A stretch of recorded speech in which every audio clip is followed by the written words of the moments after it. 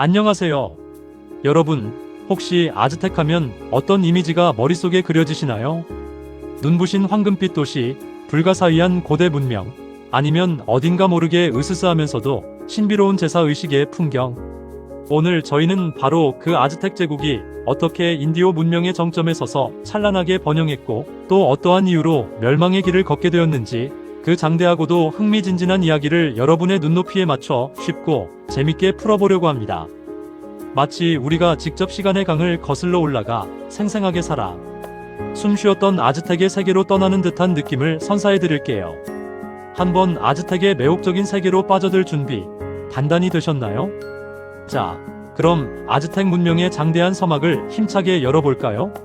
이들이 처음부터 멕시코만을 호령하는 거대한 제국을 건설했던 것은 결코 아니랍니다. 초기에는 멕시코 중앙고원, 그 중에서도 멕시코 계곡이라는 비옥한 땅에서 여러 부족 중 하나로 어쩌면 평범하게 살아가고 있었죠. 하지만 운명의 장난인지 아니면 신의 섭리인지 이들은 1325년경 전설에나 나올 법한 신의 계시를 받았다고 굳게 믿으며 테노치티틀란이라는 도시를 건국하기에 이릅니다. 여기가 바로 오늘날 우리가 익히 아는 멕시코시티의 기원이 되는 곳인데요. 놀랍게도 이 도시의 터전은 텍스코코 호수라는 거대한 호수 한가운데 마치 물 위에 떠있는 섬처럼 세워졌다는 사실. 상상해보세요. 울퉁불퉁한 땅이 아닌 잔잔하게 물결치는 호수 위에 도시가 세워졌다는 것 자체가 얼마나 혁신적이고 대담한 발상이었을지 말입니다. 당시 아즈텍 사람들은 배를 주된 교통수단으로 이용하거나 호숫가에 흙과 식물들을 쌓아 올려 치남파라고 불리는 인공섬을 만들어 농사를 짓는 놀라운 기술을 발휘했죠. 물 위에 떠있는 도시에서 텃밭을 가꾸다니 정말 창의력과 적응력 면에서는 타의 추종을 불허하는 천재들이었던 것 같습니다. 이 테노치티틀란을 심장부 삼아 아즈텍은 놀라운 속도로 그 세력을 팽창시켜 나갔습니다. 주변의 수많은 부족들을 차례차례 정복하고 그들로부터 막대한 양의 조공을 받아내며 중앙 집권적인 강력한 제국을 건설했죠. 특히 이들은 삼국 동맹이라는 독특한 정치 체제를 구축했는데 사실상 테노치티틀란을 중심으로 테스코코, 틀라코판이라는 세 도시가 동맹을 맺은 형태였지만 실질적으로는 아즈텍이 맹주 역할을 하며 다른 두 도시를 아우르고 제국의 영향력을 멕시코 전역으로 넓혀갔어요. 경제적인 측면에서도 아즈텍 제국은 그야말로 절정에 달했습니다. 광활한 영토에서 생산되는 다양한 종류의 농산물, 귀금속, 그리고 무엇보다 정복당한 도시들로부터 징수되는 막대한 양의 조공 덕분에 제국의 국가는 언제나 풍족했죠. 여기서 더 놀라운 사실, 아즈텍 사람들은 우리가 오늘날 사랑하는 초콜릿의 원료인 카카오콩을 마치 화폐처럼 사용했다는 거예요.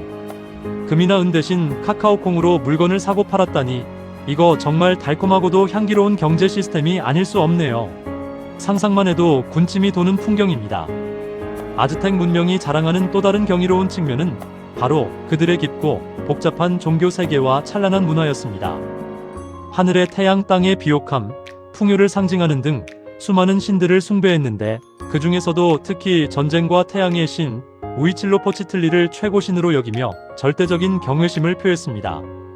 그리고 이 최고신에게 힘을 공급하고 우주의 질서를 유지하며 세상을 영원히 지속시키기 위해 당시 아즈텍 사람들에게는 매우 중요하고도 성스러운 의식을 거행했다고 해요. 바로 인신공양 의식인데요. 물론 현대 사회의 윤리적 잣대로 볼 때 이는 매우 충격적이고 이해하기 어려운 부분일 수 있습니다. 하지만 당시 아즈텍 사람들의 세계관 속에서는 신에게 생명을 바치는 것이야말로 가장 숭고하고 신성한 행위로 여겨졌으며 이를 통해 신들이 만족하고 세상이 계속 유지될 것이라고 믿었던 것이죠. 이러한 종교적 신념은 거대한 신전 건축, 정교한 천문 관측을 통한 복잡한 달력 체계의 발달, 그리고 신화와 종교적 상징을 담은 뛰어난 예술 작품들을 탄생시키는 원동력이 되었습니다. 이처럼 아즈텍 문명은 종교, 과학, 예술 등 다방면에 걸쳐 놀랍도록 풍부하고 독창적인 면모를 자랑했답니다. 하지만 아무리 찬란하고 강력했던 문명이라 할지라도 시간의 흐름 앞에 영원히 번영을 누릴 수는 없었나 봅니다. 아즈텍 제국의 운명을 송두리째 뒤흔들 엄청난 사건은 바로 머나먼 바다 건너에서 온 유럽인들의 갑작스러운 등장이었습니다.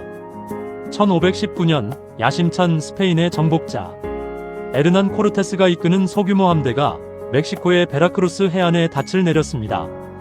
이 소식을 접한 아즈텍의 황제 몬테수마 2세는 처음에는 코르테스를 신이 보낸 사자로 여기거나 혹은 그저 또 하나의 위협적인 존재로 인식하며 복잡하고도 미묘한 신경에 휩싸였다고 전해집니다.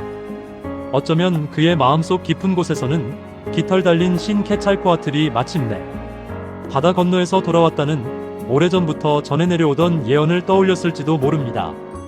당시 아즈텍의 신화와 전설 속에는 이러한 신성한 존재의 귀환에 대한 믿음이 깊이 뿌리내리고 있었거든요. 코르테스는 아즈텍 제국 내부의 정치적 갈등과 불안정한 상황을 예리하게 간파했습니다. 아즈텍 제국의 강력한 중앙 통치에 불만을 품고 있던 수많은 주변 부족들과 민족들이 존재했고, 코르테스는 바로 이들의 잠재적인 적대감과 불만을 놓치지 않았죠. 그는 뛰어난 협상술과 군사적 능력을 바탕으로 이들 불만 세력을 자신의 편으로 끌어들이는 데 성공했습니다. 이것이 바로 아즈텍 제국 몰락의 결정적인 한 수가 되었습니다. 아즈텍 제국은 수많은 민족을 정복하고 그들로부터 막대한 조공을 받아냈지만 그 과정에서 필연적으로 많은 적과 원한을 사기도 했던 것이죠. 코르테스는 마치 뛰어난 전략가처럼 이 복잡하게 얽힌 관계의 실타래를 정확하게 파악하고 이용했던 것입니다. 여기에 더해 신이 내린 재앙과도 같은 질병이 결정적인 역할을 했습니다. 유럽인들이 신대륙에 도착하면서 이전과는 전혀 다른 종류의 질병들이 함께 건너왔습니다. 특히 천연두와 같은 치명적인 질병들은 당시 아즈텍 사람들에게는 전혀 면역력이 없는 그야말로 속수무책으로 퍼져나가는 재앙과도 같았습니다. 수많은 아즈텍 사람들이 원인도 모른 채 쓰러져갔고, 이는 이미 전쟁으로 약해져 있던 제국을 더욱 급격하게 쇠퇴시키는 결과를 가져왔습니다. 보이지 않는 병마와의 싸움 앞에서 아즈텍은 인간의 힘으로는 어찌할 수 없는 거대한 장벽에 부딪혀 무너져 내린 것이죠. 결국 1521년 코르테스가 이끄는 스페인 군대와 그들의 동맹 부족들은 아즈텍의 수도 테노치티틀란을 완전히 함락시키며 찬란했던 아즈텍 제국의 역사를 그렇게 막을 내리게 했습니다. 한때 번영을 누리던 아름다운 도시와 독창적인 문명은 폐허로 변했고, 아즈텍 사람들은 스페인의 식민 통치라는 새로운 현실에 놓이게 되었죠. 얼마나 가슴 시리고 안타까운 일이었을까요? 수백 년간 이어져 오던 위대한 제국이 단 몇 년 만에 역사 속으로 사라진다는 것은 상상하기조차 어려운 비극이었을 것입니다.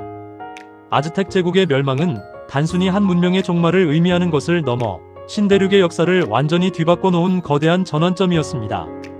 이 사건을 계기로 유럽인들의 신대륙 탐험과 정복은 더욱 가속화되었고, 이는 전 세계의 역사와 문화에 지대한 영향을 미치게 되었죠.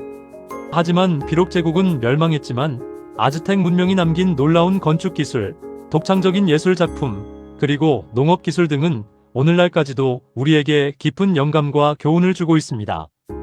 마치 시대를 초월하여 과거의 목소리가 들려오는 듯 우리에게 많은 이야기를 들려주고 있는 것이죠. 자, 여러분, 오늘 우리는 아즈텍 제국의 눈부신 번영의 순간부터 비극적인 멸망에 이르기까지 그 장대한 파노라마를 함께 달려왔습니다. 어떻습니까? 정말 한편의 드라마처럼 흥미진진하고 역동적인 이야기이지 않나요? 우리가 발 딛고 사는 이 세상이 알고 보면 이렇게 놀랍고 다채로운 이야기들로 가득 차 있다는 사실을 늘 기억하며, 저희는 다음 시간에도 여러분의 지적 호기심을 충족시켜드릴 더욱 흥미롭고 유익한 이야기로 돌아오겠습니다. 오늘 저희와 함께 해주셔서 진심으로 감사합니다.